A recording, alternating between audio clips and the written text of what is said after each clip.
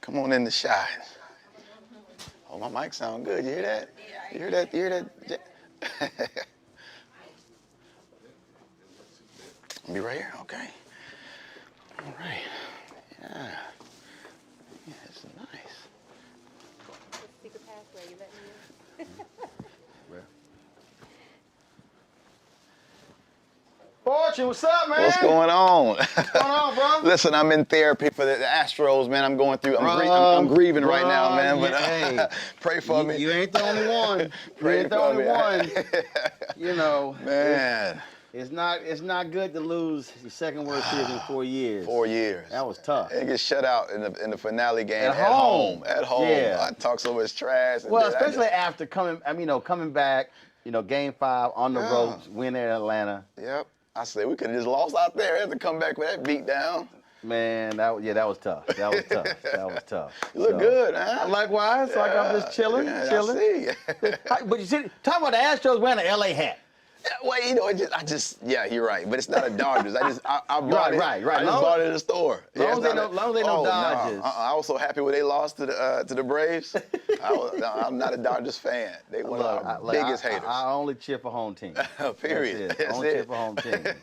Home team. So everything going well for you? Yeah, going good. And going good, absolutely. Well, this McDonald's gospel tour is sort of like the phrase the band's all here because with COVID is greatly impacted, and so stuff that people have been doing has really been as individuals, as opposed to having a variety of folks come together, and touring. Yeah, absolutely. I think that's been the difference. There's been so many virtual concerts and virtual tours. A lot of artists, even when we did the Stellar Awards, you really were kind of taping at different locations at different times. You didn't really get to see people. So to be able to come together, especially with the home team, Houston artists who I've looked up to, been inspired by, it's really a blessing to be a part of this. Absolutely.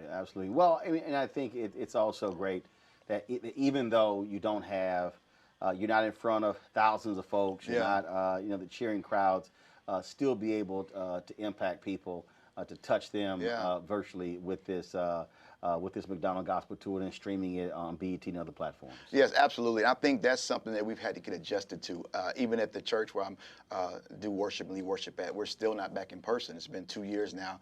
Pastor Mike Jr., shout out to my pastor, but we've been basically doing worship every single week for the last 2 years without the crowd and audience. And it really makes you, it challenges your motives and your agenda. Do you need a big crowd to really perform? Do you need thousands of people to really send up praises? And I think for a worshiper, it always starts as an individual at home. It's the at-home worship. So if you can do it at home without a crowd, then you can come on stage and realize you're still making an impact and reaching people. Also, I think what it's done is it has forced people to go deep in terms of being creative. So it's not just pointing a camera and showing it. And so you've sort of had that as well. And so how has this period, how has it challenged you? Has it changed you? I know John P. Key said he's just been doing crazy writing because normally you're constantly going, you're traveling. And so now, you got more time to yourself. Yeah, I agree. I think for the pandemic, for me, it's kind of like that. Being locked in gave me a chance to really get locked in on what I was doing, hone in on my craft, locked in with my family more, because you travel so much, you're living out of hotels and airports, and now it's like, okay, now I can sit down and really hear from God, be creative. How am I going to reach people? I can't go to all the radio stations, go to all the cities, but you really can if you can be innovative and find ways to connect with people through social media, which has really been a blessing. We're doing StreamYard concerts.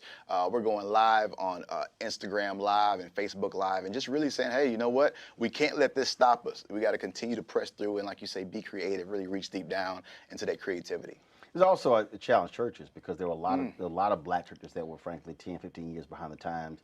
Didn't want to be virtual. Folks didn't want to have television ministries, but then they realized if you want to still survive this, you're going to have to use technology to make it happen. Yeah, absolutely. I had a good friend of mine who was at a church. It was a lot like this, but when it hit, they didn't have streaming at all. They didn't have any internet. They were just, a Baptist church, which of course I grew up Baptist, and my dad was a Baptist pastor, but they had to actually go and install it. It's like, okay, you may think, well, I don't want to, because I see a lot of pastors would talk to me, Roland, about they didn't want to stream because it stopped people from coming to church. They can just sit at home and watch. It's like, okay, now you have to do it because but they they can't also come to did church. not. But see, and again, this was a mistake that I think a lot of them didn't make. They also didn't realize that they were limiting their reach. Yes. I know a number of preachers who have talked about how giving is up. Yes. They have actually more people who are watching them than who were Absolutely. sitting in pews. Yeah. And so, and the thing that again, as somebody who's been in media my entire life, I had to remind people,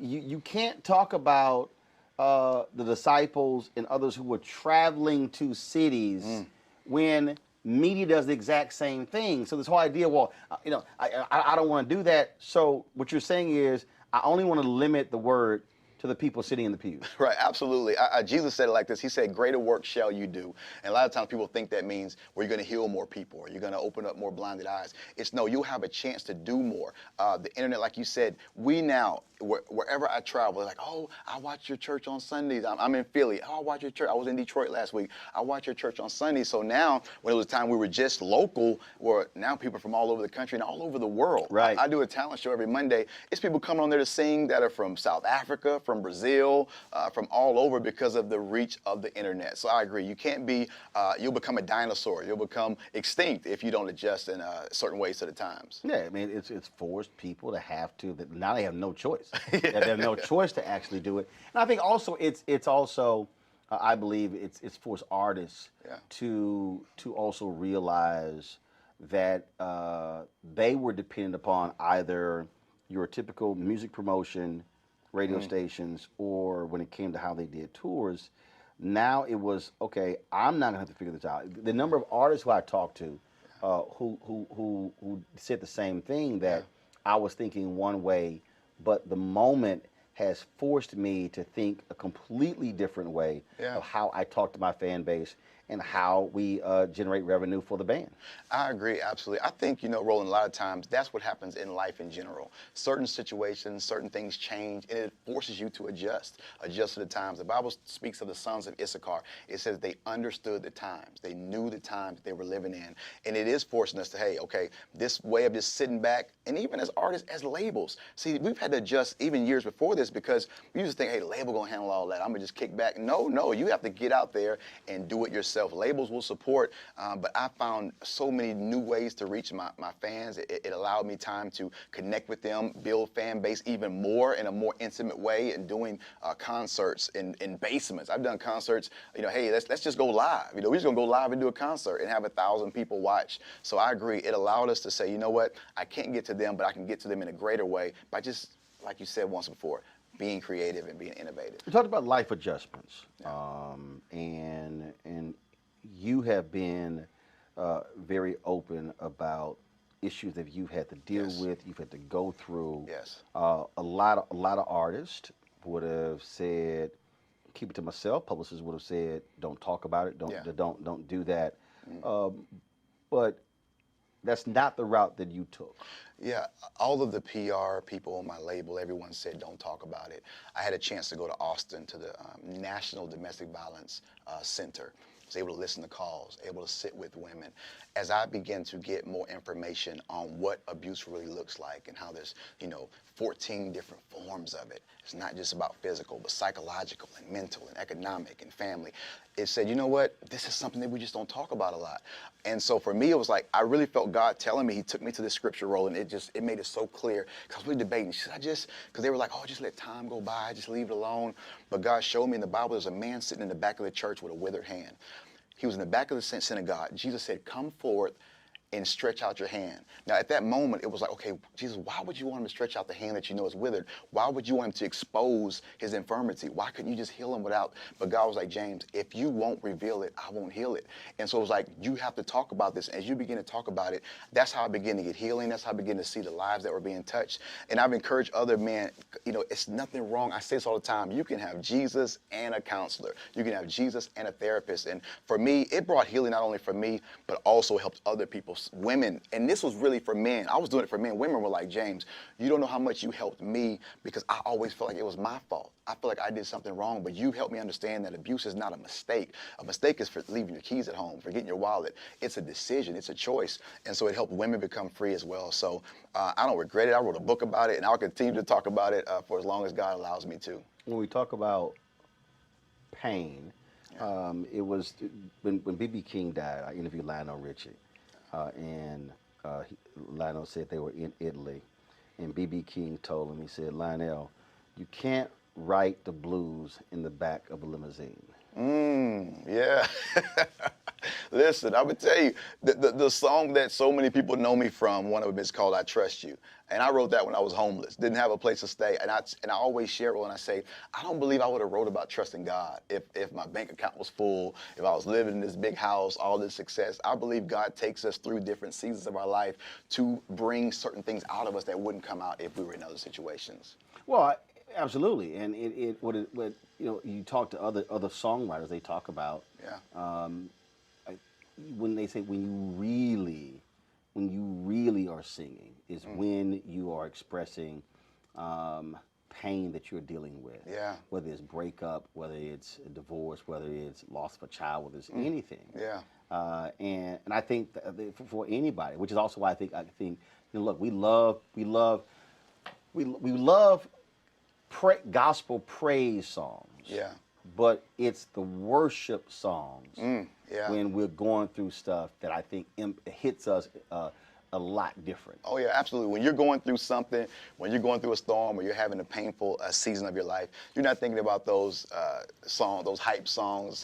You're thinking about Amazing Grace. You're thinking about those songs that are talking about how to make it through those storms of your life. And I feel, honestly, it's like I always tell God, okay, when I'm going through something, I say, okay, God, there's something that you're trying to get out of me. Instead of wondering why, I'm like, okay, what's the what? Like, what are you trying to take me through? Why are you taking me through this? Because I know there's a message that needs to get out. I've written songs like I Believe and Encore and so many in difficult moments of my life. Even Hold On, the song I had with Monica and Fred Hammond. Man, I was going through, and felt like I had lost everything. God was like, hold on. So when he gives me a message, okay, hold on, I'm going to tell everybody else to hold on as well, because it worked for me and it'll also work for them. Songwriters all have different styles. Yeah. John Legend said that when he writes, he likes to do it like he's going to the office, where he literally gets his briefcase, goes in, a set number of hours. Will Downing said it hits you different time. Will said he was doing an interview. He said he had finished making love to a woman, and then it hit him, and he got up and immediately went to write a song. Yeah. Other folks I've interviewed, they've gone through their process. For you, what is it? Is it how does it come to you? How do you process it? What is your songwriting theme method? Yeah. For me, it always comes in just at any moment I get a song idea. The only time I'll sit down, like in those instances, like going to office, is usually when I'm finishing a song. Usually the chorus may come, or a hook, or just a melody will come. I could be on the airplane. I could be asleep and wake up, and a melody will come. I'll save it in my phone, because I realize if I go back to sleep and wake up, I'm gonna totally forget what it was. So I do it in that moment. But now, So what comes first? What typically comes first? Usually it's like a melody or hook line. You know what? I can't say that, Roland, because honestly, sometimes it'll be a title. It'll just be like, live through it. Oh, live through it. See, for me, for speeches, it's titles. So, like I'll go through, like if I'm sitting here, it's the title that drives everything. I did a church. It was in Chicago. I did three services. And my wife had asked me, she's like, what are you talking about? Like, I don't, we were driving there, I said, I don't know.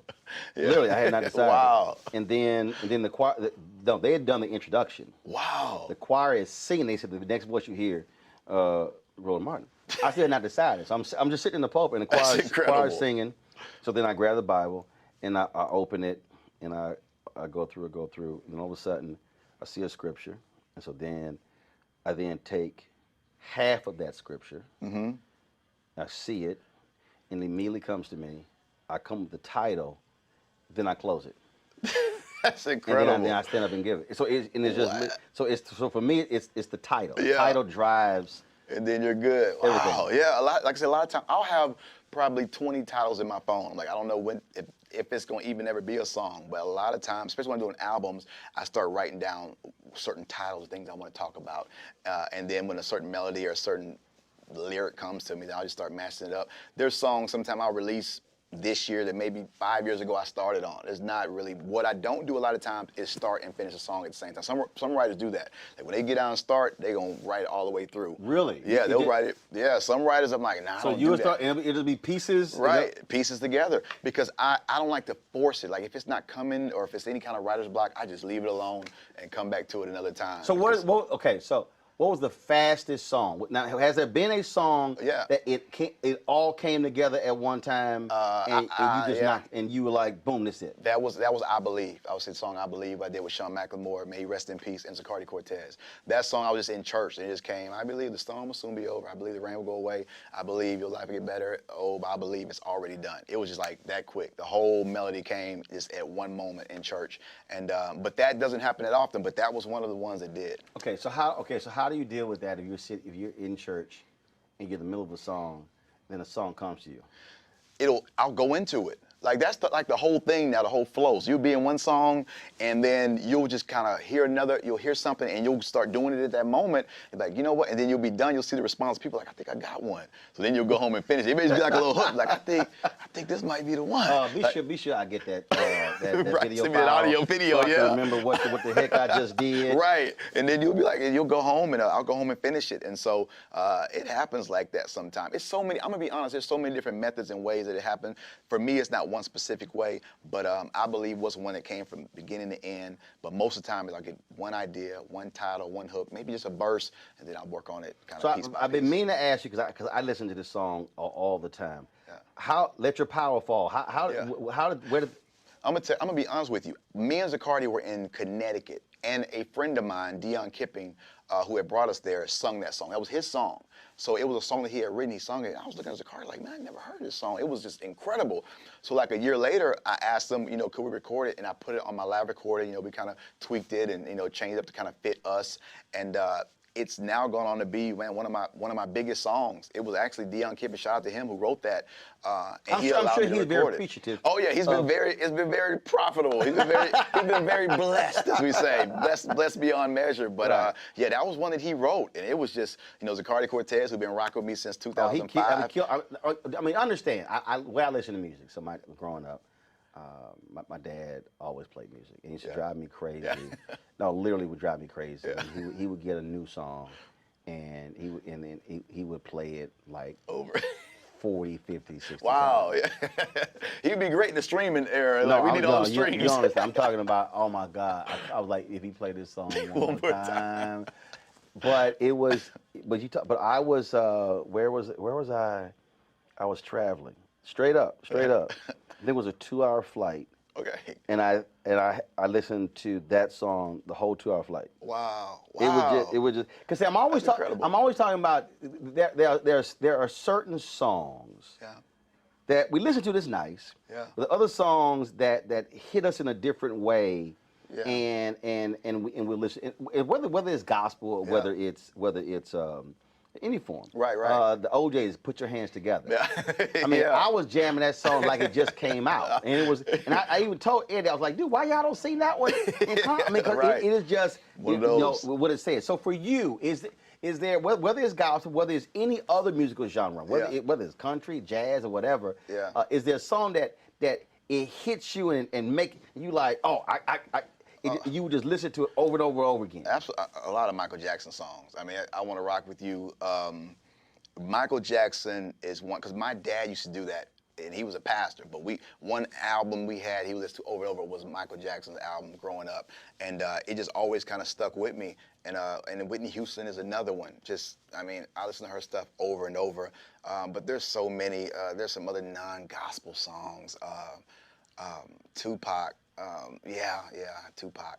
That I could just listen to. I mean, and see, the thing with me is certain songs, and it's with everybody, it connects us to a memory.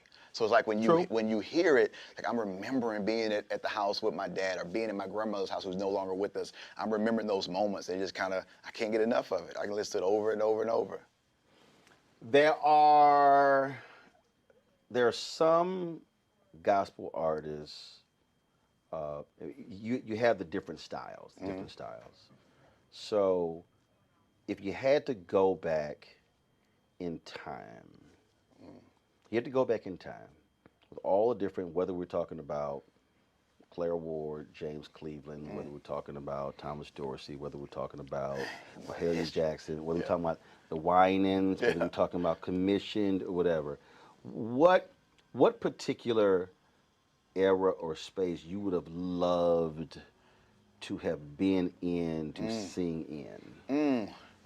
It would have to be Kirk Franklin. I mean, that was the first gospel artist that when he first came out. Yeah, with the stomp and I'm just remembering, like I said, remember the Six Flags, Astroworld, going to see him every time he would come, and thousands upon thousands of people. And gospel music was really, he went platinum. Like, you don't hear about that anymore now. Like, it was really selling. Young people were connecting with it.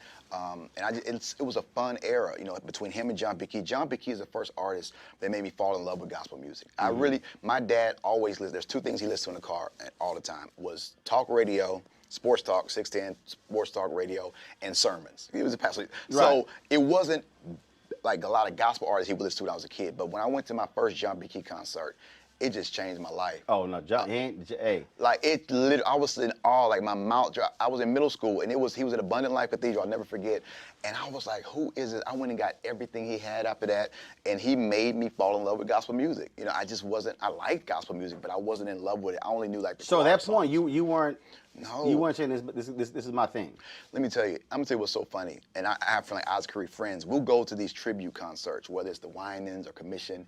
I don't know none of the songs. I'd be so like I literally wow. The first gospel artist was John B. Key because I just didn't grow up on it. Now I've known him, but growing up I didn't know anything about the Winans or Commission. I knew Jasper Williams and C.L. Franklin, and I could literally quote sermons from start to end because my dad was sung that much. So John P. Key, when that happened, man, my life was forever changed. And it was interesting because I would listen to John P. Key.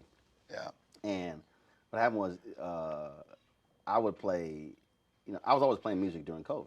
I always loved music. I just played music. Yeah. And I was rocking, I was jamming. And I was playing some old John P. Key. I was playing Show Up. Yes. Lily in the Valley. And folks were like on his page going, John, Roland Martin is playing your music. Yeah. So that's actually how John and I connected. It was he saw me just dancing and jamming and playing, and he was like, "Man, you are going in." And that's actually how we connected. He said, I had no idea. I was like, oh, and then he said, "Man, you got me listening to some of my old stuff." Right. I just saw him last weekend concert, and he had to post it. I was going crazy. We were in Jacksonville, Florida, and I was there for something else, but I heard he was in concert, and I went to the church. I got in the back door, went all the way up to the stage, right where he was at, and just going crazy. He was singing all the show, Wash Me, and all the old songs. So, yeah, John P. Key is just definitely, people make fun of me because I was 17. I got one tattoo. 17, it's on this arm. It says, Jesus is real. That's how much, from his song, John laughs to this day. I was 17. That's it. Yeah, Jesus is real on my left arm, the only tattoo I ever got, because he just made that much of an impact. So when me and my friend went, we know we was gonna get. I say, man, I'm getting Jesus is real, like John P. Key. Like, that's how big of a fan I was. So after that, to then be on a song with him, Life in Favor, for him to ask me to record with them, you can only imagine what that meant to me. Absolutely. So shout out to Pastor John P. Key. He's truly a legend. Yeah, definitely an OG. Yeah, OG. OG for real. Yeah, for real. Don't play with him. Pastor John P. Key, street. Don't play with him. Don't play. Last question for you, and I always love this because artists always give just, you never know the answer. So, is there a particular, who would you love to do something with? Don't be a gospel artist. Mm-hmm. It could be any musical genre, doesn't matter. Who would you love to do something with? Whether write something or perform with? Yeah, it's easy. I get asked this question lately, and it's always the same person, and you're gonna trip out because of all the people I've been blessed to work with, and I have worked with this person. Maybe Yolanda Adams. She's just. First of all, she's everything. She's amazing to me, anointed, powerful, and she's from Houston. And we've kind of talked about it at times, but it's never happened. Man, y'all you can't let that thing. Look, I interviewed Johnny Gill. Johnny Gill told me, he said, him and Aretha talked, and she agreed to do something with him. And Johnny said, I never followed up. Wow. Johnny said, man, I'm so mad at myself. Yeah. And as like I tell people all the time, Yeah. get it done. Get it done. And that's the thing. I've never, and I don't want people to think wrong, I've never sent her a song, hey, Miss Yolanda, can you get on this with me? So I've never really done my part in sending her a song or, hey, what you think about this? And that, like I said, that's on me. I'm like, what am I doing? But You that's got a all right, exactly. That's, You got- nah, that's you the got- whole, you many got- times I've been on Yolanda Adams show, been No, on you got cruises see with now. her. See, you all gotta that. do it now. See Yeah, now. it's done. See It's now. gotta happen. Okay, now I'm telling you right now. You gonna get a text from me once a month. Is it done? Yeah, but send me Okay, that song. I'm just letting you know. I'm like, dog, did you do this? You're right. I need Like, what you right. waiting on? Hold me accountable. It's just like Lester Love. Yeah, Lester yeah. Love. I've been on him now for 6 or 7 years. And cause when he did, when he dropped that video on YouTube, him singing those love songs. Yeah, I was there. Bruh. I was there. Bruh. I was there that night. I had that on my phone. I've been on Lester now for Yeah. 7 years saying, bruh, when you gonna record? Yes. Stop. Look, the game has changed. It It don't is. cost that much. It don't. I It said, don't. when you gonna take these love songs? I said, and I already told him, I said, dude, I said, the name of the album is Jesus is Love. Jesus, that would be Dude, perfect. I've been on him, I'm telling you, I've been It's- on Lester for about 7, now going on 8 years, like, bruh. Really? You should text message, bruh. Yeah, that Where we thing at? was, you gotta hold us accountable, man. Like, what are you waiting on? And I felt that too that night when it happened, because I had just got off stage. He actually started tagging one of my songs first, I Need Your Glory. He came out of that, and then he went into those songs. It was like, whoa, Dude, he got something. That was crazy. He got I've been on him for 7 years. Really? Like, Lester, stop tripping. What you waiting on? I'm keep telling him. All right, so I'm gonna hold you to it. Hold me accountable. I'm gonna get it done. All I right, promise baby. you. I'm gonna I get it done. appreciate it. Always good to see you, always, man. Pleasure. I Thank you for appreciate having it. me, man. Thanks Thank a you. lot. Yes, sir.